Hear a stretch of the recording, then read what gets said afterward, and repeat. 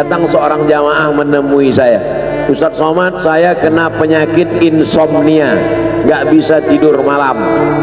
Jam 2 malam mata saya masih berkedip-kedip. Bismika Allahumma ahya wa amut, nggak mempan. Sebabnya apa Pak? Sebabnya saya beli tanah. Setelah beli tanah, tanam kelapa sawit, dipupuk, dijaga, 3 tahun berbuah. Pas mau dipanen, sudah dipanen orang duluan. Ternyata tanahnya bermasalah, dibawa ke pengadilan, dia yang menang. Akhirnya sampai jam 2 malam gak bisa tidur. Apa yang terlintas dalam pikiran? Kenapa beli tanah, kenapa tanam sawit, kenapa beli tanah, kenapa tanam sawit, kenapa diambil orang, kenapa dulu gak ternak ikan aja, kenapa gak ternak puyuh. Berbulan-bulan gak bisa tidur. Akhirnya pergi ke psikiater. Pak psikiater, ya saya sudah 2 bulan gak tidur-tidur Pak psikiater. Akhirnya Pak psikiater buat resep. Ini obatnya, yang ini dimakan sebelum makan, yang ini dimakan setelah makan, yang ini 3 kali, yang ini 2 kali. Akhirnya memikirkan resep itu, makin gak bisa tidur. Dimakan, tertidur. Dosisnya habis, terbangun. Kenapa beli tanah, kenapa tanam? Setelah dimakan, muncul masalah baru. Terlalu banyak makan obat, terjadi kekacauan tubuh. Akhirnya kena buah pinggang, muncul masalah baru. Sampai akhirnya saya ketemu MP3 Ustadz. Saya dengarkan sebelum tidur malam. Begitu saya dengar, saya tertidur. Makanya saya tidak marah kalau ada jamaah tertidur. Itu menunjukkan jiwanya tenang. Karena dia tidak kena penyakit insomnia. Orang Amerika, orang Eropa, mobilnya mewah, apartemennya cantik, rumahnya megah, duitnya banyak, dolarnya bejibun, gak bisa tidur karena masalah hidup dunia. Kita naik angkot kelewatan gang. Itu menunjukkan apa? Di mana letak ketenangan itu? Huwallazi anzala sakinata fi qulubil mu'minin. Dia yang menurunkan ketenangan ke dalam hati orang yang beriman. Oleh sebab itu maka iman ini mesti disiram dengan ilmu. Majelis ilmu adalah majelis zikir. Majelis ilmu adalah majelis turunnya rahmat dan barakah. Majtama'a qaumun fi baitin min buyutillah. Sekelompok orang berkumpul di rumah Allah, yatsluna kitab Allah, membaca ayat-ayat Allah, wa yatadarasunahu fima bainahum, mengkaji isinya. Nazalat alaihimus sakinah, turun ketenangan. Wasyat bihimur rahmah, turun rahmat kasih sayang Allah.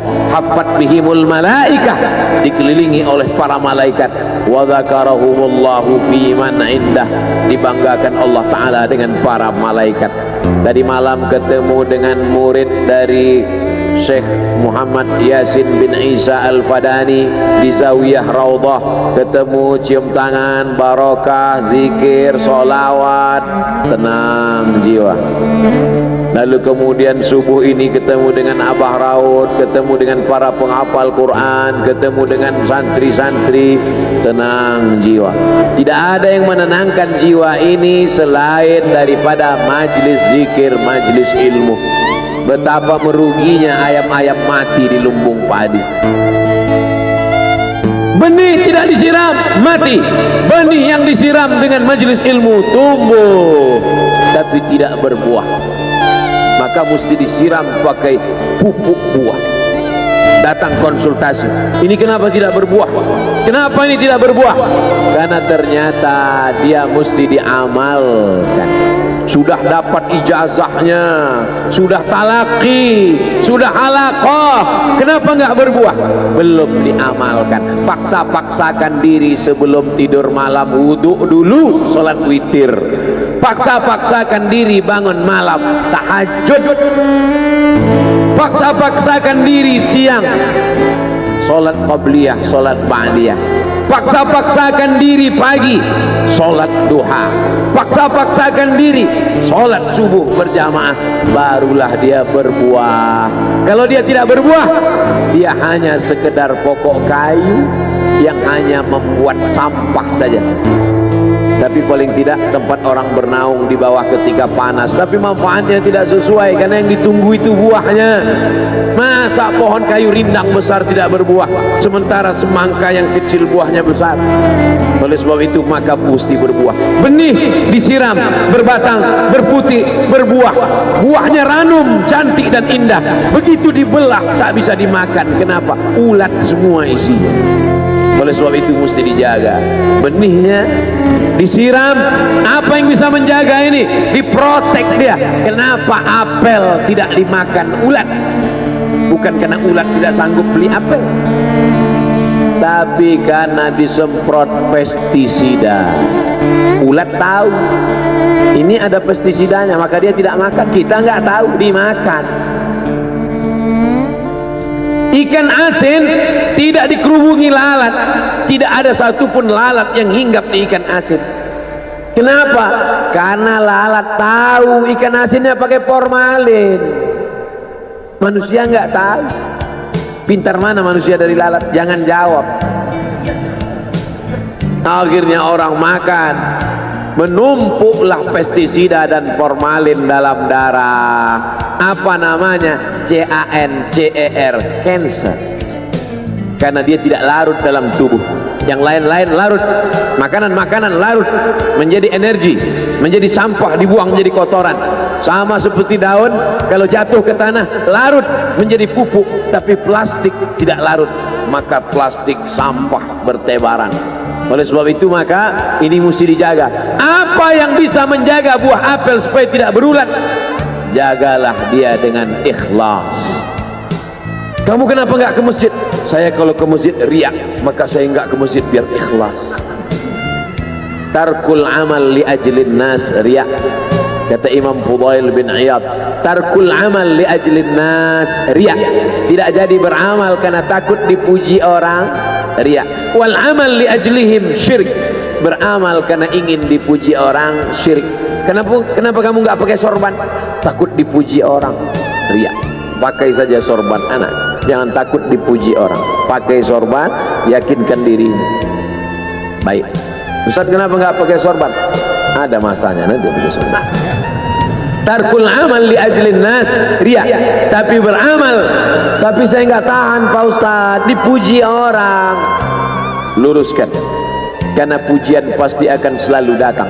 La'atiyannahum min baini aydihim wa min khalfihim wa an aymanihim wa an syama'ilihim. Datang dari depan, dari belakang, dari kanan, dari kiri, dari dalam. Alladzi yuwaswisu fi sudur, dari dalam, dari depan, dari belakang, dari kanan, dari kiri, dari dalam, dari dua aspek, minal jinnati wan nas, dari yang zahir, dari yang batin, berdatangan dia.